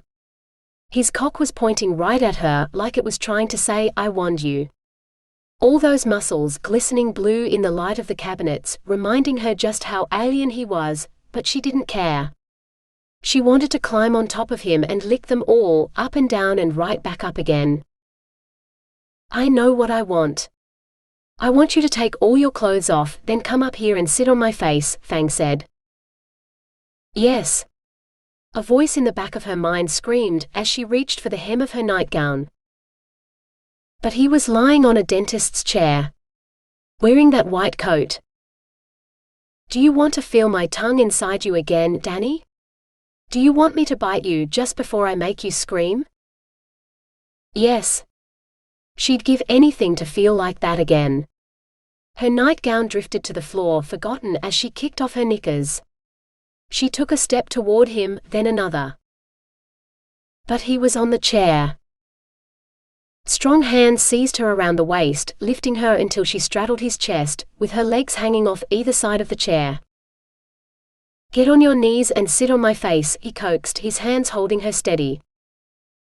Dani took another deep breath and obeyed. Oh, good girl, he said. A slight sting as he bit her inner thigh, but before she could even gasp in surprise, he thrust his tongue inside her. Oh my God, she cried, reaching blindly for something, anything to hold onto while Fang devoured her. It seemed only a moment before the first orgasm ripped through her, quickly followed by the second. Another sting on her other thigh, before she screamed all the way through the third. He rubbed his chin against her clit, rough stubble driving her wild. There's my good girl. What do you want me to do to you next? Her mind was blank. I want more. And I'll give you more. Now slide down my body until you can feel exactly what I want to give you. His hands guided her hips as she slowly slid down him, shuffling backward on her knees until she could feel the hot, hard length of him between her thighs. Just like that first night, he lifted her so that she was right above him, then took his cock in his spare hand to position it at exactly the right angle. Take what you want from me, Dani. I'm so ready for you. She'd forgotten just how big he was. She eased down slowly, gripping the arms of the chair to help her push herself down, moaning as he stretched her so deliciously she could think of nothing else but his cock and how much she wanted him. Good girl. Any time you need filling, my cock is ready and waiting for you. You'll come when you need me, right, Dani? He felt so good inside her. She didn't want to move, she was so full. Now ride me, Dani. Take all the pleasure you want from me. I'm all yours. Tentatively, she rocked her hips. Forward, then back, grinding against him. Harder, Dani. Faster. I can't. You're so big. Help me. His hands fastened around her hips again, moving her body effortlessly against his. Harder and faster and... Oh God, Fang, I'm coming. Good girl. Now come for me again.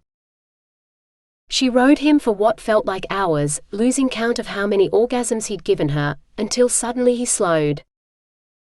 Dani, I can't hold on much longer. I'm close to coming for you, just for you. Would you like me to bite you? Yes, oh please. He reared up, driving his cock deeper inside her than she'd thought possible, then fastened his lips around her nipple. A sharp sting. Dani! Stars, I love you, Dani, he roared, pouring himself into her. Wave after wave, sweeping her away until all she could do was cling to him as she screamed his name. 23. No one noticed Dani slip back into the dormitory just before dawn, or how she winced as she climbed into bed. No one heard her silent promise to the baby within her that Fang would take care of them. He loved her. He'd promised. And no one saw the tears she shed when she realized all this seemed too good to be true, which was why the universe might take it all away again, because she didn't deserve Fang or this much happiness or any of this. 24. After Dani left, and he was done cleaning up the mess they'd made in the clinic, Fang finally sat down to do some research. He'd found no reference to any substance that could induce euphoria in a vampire, legal or otherwise. As for a vampire conceiving a child, well, he knew it was possible because his parents had had him, but they'd been properly mated for a decade before he came along. He didn't even know the first thing about a vampire mating ceremony, because he'd never expected to have one. The few vampires in the colony were mostly male, and he preferred women. Well, one woman whose blood was like a drug to him even before she was carrying his child. Which shouldn't be possible, but... Fang sighed and sent a message to the coven leader, one of the few female vampires in the colony. A crone who'd entered her second century, if he remembered rightly. He expected to have to make an appointment, but she sent a message right back, telling him to come over and visit. Elsewhere in the colony dawn was breaking, but in the residential levels of the Nyx dome, the sun never rose. They lived in eternal night, because all the residents of Nyx were creatures of the night, of one kind or another. And coven leader Lavinia was a more powerful creature than most, even in the colony. There were stories that she had dragon ancestry, a fact she'd never denied. Looking at her, Fang believed it. Ah, young Fang. What brings you here? Are you asking me to pass judgment? Fang shook his head. No, coven leader. I'm not in dispute with anyone at the moment. Then what is so urgent that you would visit me so close to dawn? Then she kept to the old ways, sleeping through the day and living through the night, even though Nyx allowed them to keep whatever hours they pleased. I wish to ask about mating ceremonies, he said. You have found a mate? Unusual for the male to come to me first. Usually it is the female eager to find out how to secure her mate, especially if she wants children. Lavinia's bright eyes regarded him over her teacup as she sipped something that definitely wasn't tea. Yes, in part it's about children and mating. And how do vampires mate exactly? Surely you don't need me to explain how to have sex, young Fang. There are plenty of films and manuals available on your tablet, with detailed pictures and everything. She was growing impatient. He was running out of time. I've gotten a human girl pregnant.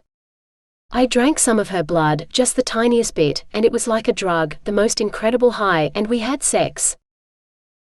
Usually required for a pregnancy to occur, as you would know if you consulted those films and manuals, young Fang. Now she was laughing at him. Yes, but I thought it was rare and you needed 2 vampires, and I don't understand how her blood can have that effect on me. No one else's, just hers. Lavinia grinned and lifted her teacup in a toast. Then congratulations, Fang, for I believe you have found your mate. A mating ceremony isn't necessary, of course, especially as it seems you've likely already fulfilled the requirements, or there wouldn't be a child. There is a child, isn't there? Well, Dani said there was, but it's very early in the pregnancy, so she isn't showing yet. But I can't imagine she'd lie about a baby. Not when she's so worried about it. Come to think of it, he should have asked more about the baby. Whether it was his and whether he could see the test results. Just to make sure. He'd go back to Star Farm and ask her tonight. Lavinia nodded. Well, a mating ceremony is all about threes. 3 bites a day, over 3 days, and sex at least once during the 3 days, though some couples do it all 3 days just to be sure, and who can blame them? In an official ceremony, with guests and witnesses, those first 3 bites are public and witnessed. The second day is usually decreed a honeymoon day or night for the consummation, and on the morning of the 3rd day, just before dawn, they do the 3 final bites to seal the mating. For a child, as opposed to an official mating, it's only really the first 3 bites you need, and you're mated enough to be fertile. It doesn't matter who bites who, as long as you're both willing. Consent is even more important to a vampire, as I'm sure you know. Yes, Coven Leader. I have the consent of all my patients in writing before I bite them. Dani, sometimes she consents, and sometimes she's the one asking me to bite her. He considered adding that sometimes she asked when they weren't having sex, but he wasn't sure he wanted to discuss that with his Coven Leader. Or anyone except Dani. Well, if she wants a vampire mating ceremony, I will be happy to officiate, though we don't get many humans who want that. Usually they want a marriage, with a wedding. All kissing and cake, while the important stuff happens afterwards. She chuckled. Or before, if the couple do things arse about, like you and your young lady. And her blood making me high? How does that fit into it? Fang asked. It's fate's way of making you pay attention, boy. Not everyone gets a fated mate, so if you do, fate wants to make sure you can't just walk away. No, you're addicted to her very life essence. Very hard to ignore. I don't intend to ignore her. I intend to make her mine in every way possible. If she was truly his mate, he wouldn't rest until she was his. No way was he losing his family to some shady incubus she met at the pub. 25. How do you know the child is even mine? DNA analysis is quite conclusive. Testing indicates that the child is yours. Fang liked Dani's secretary even less in person, he decided. Then again, she was asking him for money so that she might separate him from his and Dani's child. Enough. I want to talk to Dani, he said. Dandelion is not currently available. She delivered the line so smoothly, she must have done it 1,000 times before. But she evidently hadn't used it to try and separate a vampire from his mate. You keep saying that. What I want to know is, when will she be available? She's already missed a dental appointment against my advice, and she will of course need proper antenatal care throughout the pregnancy, to ensure both she and the baby are healthy. As the father of her child, I insist on being present at those appointments. Donna rolled her eyes. You can insist all you like. The mother's rights take precedence over whatever you want, and Dandelion does not wish to see you until you have demonstrated that you will financially support this child, as you have already stated in writing that you will do. If you will only choose a payment plan, I can make the relevant medical reports available to you. Of course, you understand that you will be liable for the cost of her antenatal care. Stardust. Fang exploded. Free healthcare and antenatal services in particular are the right of every colony citizen. Dani will receive the best of care available in the Alton system, no matter who the father of her child is. He almost admired the ease with which the woman changed track. Like back on Earth, she'd been a skilled saleswoman. But she is carrying a human Titan hybrid, which will require specialist care every step of the way. The child might not be viable, in which case. And I suppose you expect me to pay for an abortion too? Fang demanded. If you no longer want the child and wish the pregnancy to be terminated, then the same terms apply, as though you accepted responsibility for the child yourself at birth. We will only accept a lump sum payment, not a payment plan, as the only ongoing cost will be the mother's health before, during and after the procedure. This woman knew nothing about vampires. Children were so rare among his kind, no one would dare terminate a vampire baby. It just wasn't done. "You're not killing my baby," he growled. "Very well. Then you have a decision to make. Either we care for the child within our community, and you pay for its upkeep, or you claim it at birth. Which will it be?" "What about Dani? What happens to the child's mother?" "Dandelion will carry the child to term, after which the child will either be surrendered to you, cared for as part of our community until it reaches adulthood, or placed with an appropriate foster family in the colony." "And what does Dani want?" The woman's heart rate began to speed up. She wants the best future for the child. "I want to hear it from her." Oh, her heart was racing now. "She does not wish to see you." Fang knew she was lying, but he didn't want to call her on it. "Not yet. What if I don't care? What if I want not only my child, but the mother released to me to care for it?" Dandelion has contractual responsibilities to the colony, which include bearing a certain number of children, to ensure the sustainability of the population. Wasn't that what the incubus had wanted her for? That night in the clinic, when he'd kidnapped her, Dani had said the incubus had wanted her as a breeder to bear his babies. Only his. Well, that was never going to happen. What would it cost to have her contractual responsibilities transferred to me? So that she bears children for me instead of the colony? Relief flooded her expression for a moment, before she smoothed it back into a blank mask. "That will be quite costly, Dr. Fang. And practically impossible in this case, as the final negotiations are almost complete. Another party has already purchased Dandelion's contract. We do, however, have a selection of other nubile girls who might suit your needs, many of which are as yet untouched. Especially if you mean to claim this child, which Dandelion's buyer has no interest in keeping." Everything Dani had said was true. Stars, he should have come sooner. "That is unacceptable. Dani is mine. How much for her contract?" Up went her heart rate again, but it was excitement, not fear, accelerating it now. The woman smelled victory. "I'm afraid the buyer will not sell." As if Dani could be bought or sold. People could not be purchased. "How much?" "You must understand, our negotiations are of a confidential nature. I couldn't possibly." "Who is he and how much is he paying for her?" 26. "Dandelion, report to the medical room for a health check," Donna said. Dani looked down at her dinner. She hadn't been able to keep anything down all day. This was the first time she'd actually felt like eating. "Can't I finish my dinner first?"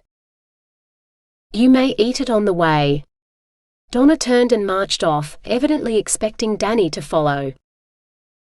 Sighing, Dani bit into her ration bar and hurried to catch up. She'd already had her standard health check for the week. This one must be because of the baby. Will the scanner be able to check the baby's health yet? Will I be able to see it? Dani asked eagerly. How frequently will I need health checks, now I'm pregnant? She'd never stripped out of her clothes so fast. She didn't even care how cold the examination table was beneath her back, if it meant she could actually see her baby.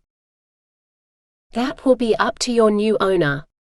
He will assume responsibility for your health now, pending this final health check before the contracts are signed. Her health, but not the baby's. Oh God, it was too late. Donna had sold her contract to Shade, and they were going to force her to have an abortion. No, you can't. This is Fang's baby too. He should have a say in this. Stop. You can't do this. Dani struggled to get up from the examination table, but Donna shoved her down. The sting of something sharp touched her neck, before everything went dark. 27. Dani woke with a start. The cold examination table was still beneath her back, but the hands on her shoulders had not been there before. "Hold still for your health scan or I will have to start again." That was Fang's voice. Her eyes flew open.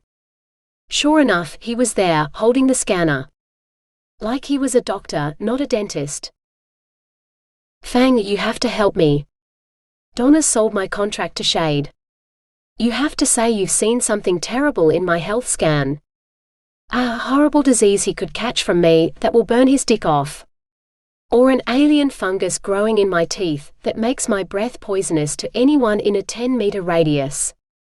Or, damn it, she couldn't think of anything else. Something the scanner won't pick up, so she won't be able to check it, and say you'll have to take me to the hospital for further tests or treatment or something." Fang just chuckled. Like this was a joke. "Don't worry, everything will be fine." "But it won't," Dani began, only to close her mouth when Donna entered the room.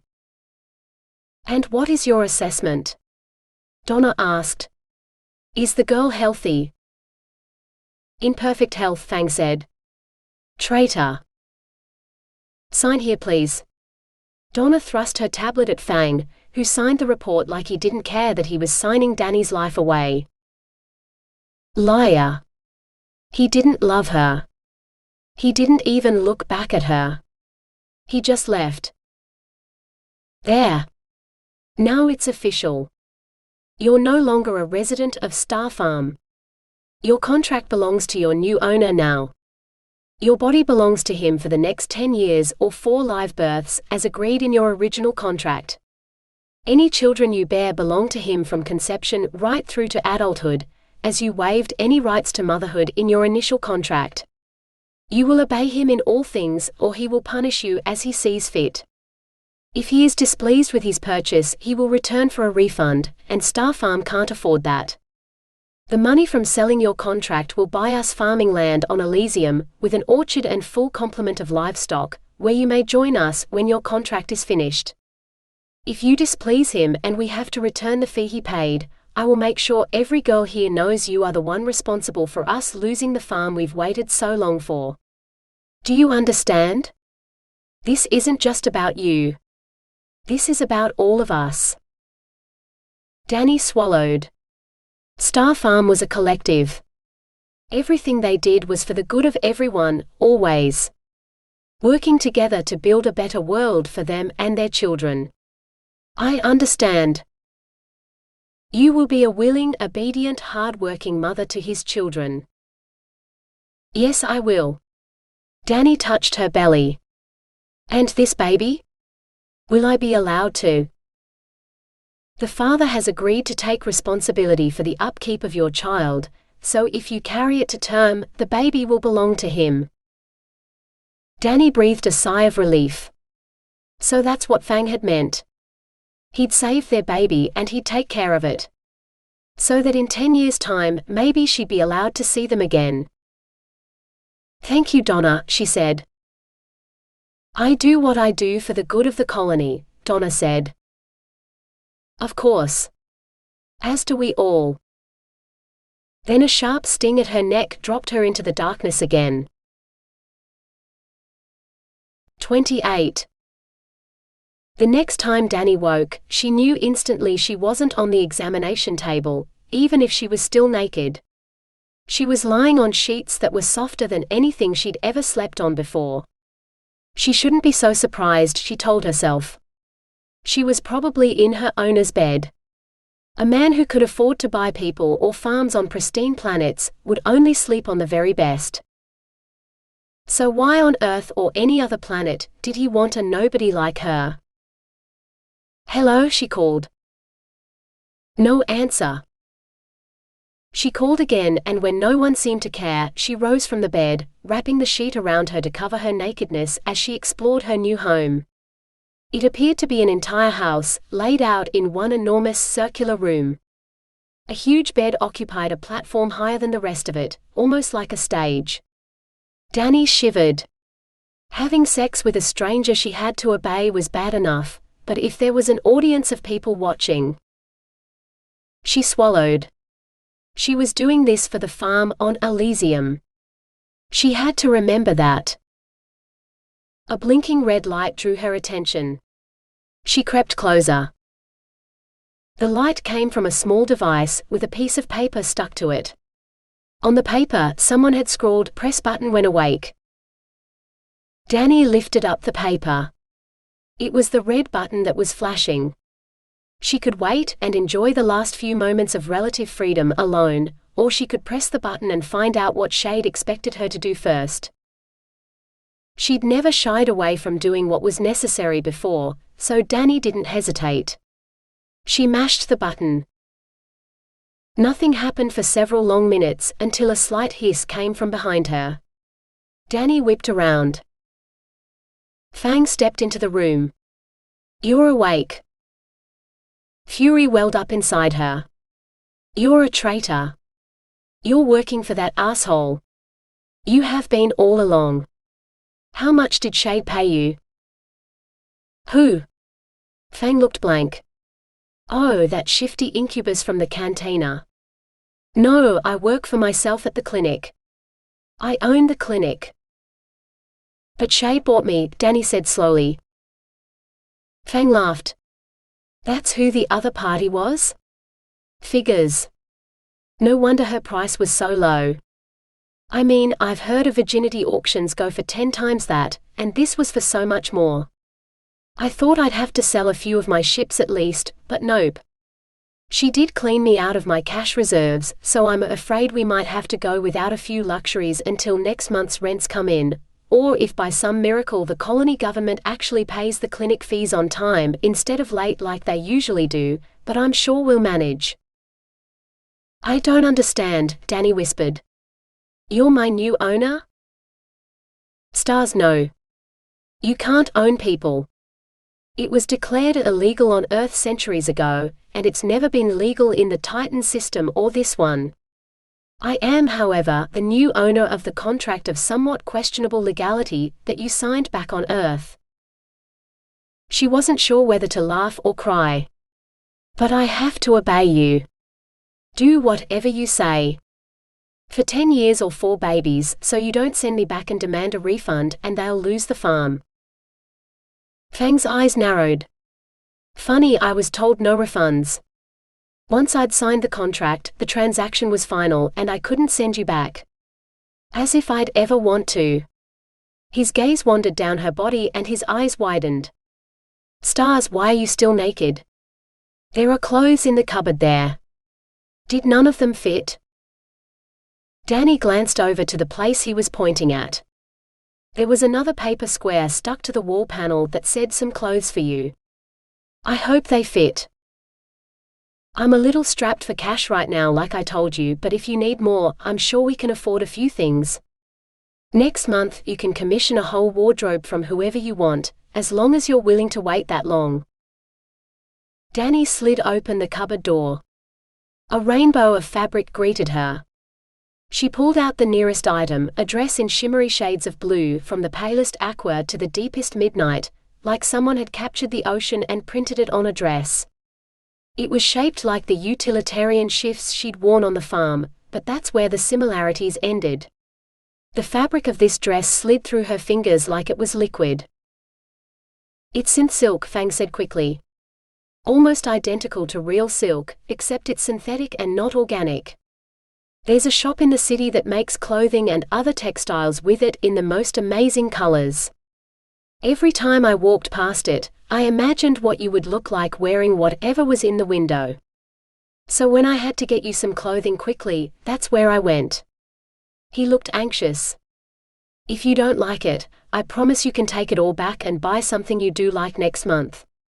Anything you want." Dani sat down on the bed, absently stroking the dress. "But why? You own me." He pointed to the spot beside her. "Can I sit?" When she nodded, he did. "I don't own you, Dani. No one owns you but yourself. I bought your contract so they couldn't control you anymore. You asked for my help. This seemed like the best way." "But why? I'm nobody. My contract must have cost you a fortune. I can't repay you for that. I already owe you 10 years and children. Tears spilled down her cheeks and she couldn't stop them. Fang dropped to his knees before her. Dani, look at me please. You don't owe me anything. I did this for us and for our child. But you could have picked anyone. Why me? How much do you know about vampires? Dani blinked. She had to think for a moment before she finally said, well, you bite people. Inject them with venom that relaxes them and dulls pain, and you drink blood. Not much, and you can drink other things too. Like in the cantina that night. And you're amazing at sex. She felt her face redden. He nodded. Do you know how new vampires are made? She'd seen a lot of films back on Earth, but they were fiction. The only real vampire she'd met was Fang. Maybe you need to bite them, she suggested uncertainly. Well, it starts with a bite. 3 actually, according to the collected knowledge of my kind. He'd bitten her way more than 3 times. Dani paled. You mean I'm a vampire now? He shook his head. No, of course not. You're as human now as you were on the night we met. Which is why this is all so strange. You see, the biting bit only works if the couple are mates. I know it sounds all magical and mystical, but it's more about genetic compatibility. When 2 mates find each other and one bites the other, their mate's blood makes them high. That's how they know they're mates. And after 3 bites, it's like those fertility shots they were handing out at the cantina. Vampire children are very rare and very precious, which only paired mates can even conceive, and even then it's rare for them to have more than 1 child. My parents were mated for 50 years and I'm an only child. So when I bit you and your blood went straight to my head, and then you said you were pregnant. Dani blew out a breath. You think I'm your fated mate? I don't just think that. I know. Which is why I'd do anything, give anything to keep you and our child safe. He closed his eyes and blew out a frustrated breath. I thought it was a vampire thing. I never thought I'd have a mate, let alone one who was human. Usually we have a mating ceremony, like a marriage, only a bit more binding. I won't ask you to do that, not ever if you don't want to. But when I look at you, I think of forever, which is something I'd never considered before. He opened his eyes, then frowned. Look, is there any chance you could put that dress on? It's really hard to concentrate on serious things when you're sitting there all naked and sexy on my bed, and all I can think about is how beautiful you'd look lying naked on my bed, with your legs spread wide just for me and my hands stroking you exactly the way you like best. If she closed her eyes, she could almost feel his hand stroking her. She wanted that, maybe just as much as he did. Maybe. Dani held up her hands. For the stupid farm girl in the room, can we just get a few things straight? Our baby is safe. He nodded. I'm safe. Another nod. The only person who can control me or tell me what to do is you, because you bought my contract from Farmstars. He looked like he wanted to protest, so Dani rushed to continue, but you don't want to control me. The one thing you want most right now is to have sex with me in your bed, right now. That got a nod and a smile. I can't think of a better way to celebrate. Can you? Within moments she was lying naked on his bed, his hands parting her thighs as he proceeded to stroke her with everything he had. First his hands, followed by his tongue, until finally he stroked her deep inside with his rock-hard cock, and nothing else in the universe mattered but the 2 of them. 29. They made love all day, until Dani fell asleep in Fang's arms. All in all, it was the best day of his life. Until she woke up, wanting to know what was involved in a vampire mating ceremony, and within the hour they were kneeling before coven leader Lavinia, with his fangs at Dani's throat, praying to any deity who would listen that he could make it back to bed with Dani before his cock exploded early. Somehow he managed it, and he barely thrust all the way inside her before she cried out in pleasure too. Almost like magic. Maybe there was something in this fated mates thing after all. They consummated their mating no less than 6 times that night, maybe more, for with Dani in his arms he was far too busy to count. It was more than a week before Fang could drag his thoughts or his hands away from Dani, and when he did, they didn't stray far. He decided to call Claw. "Hey, you remember when you asked me if I'd done anything illegal?" Fang asked. "Yeah," came the cautious response. "What if I think I've signed an illegal contract?" Because the more he looked at it, the more suspicious he became of Star Farm. Silence for a long moment, then, "You'd better let me take a look at it." Fang hit send. "Stars. We need to tell Talon about this, before he does something stupid." Fang's heart sank. "Why? Where is he?" "At Star Farm."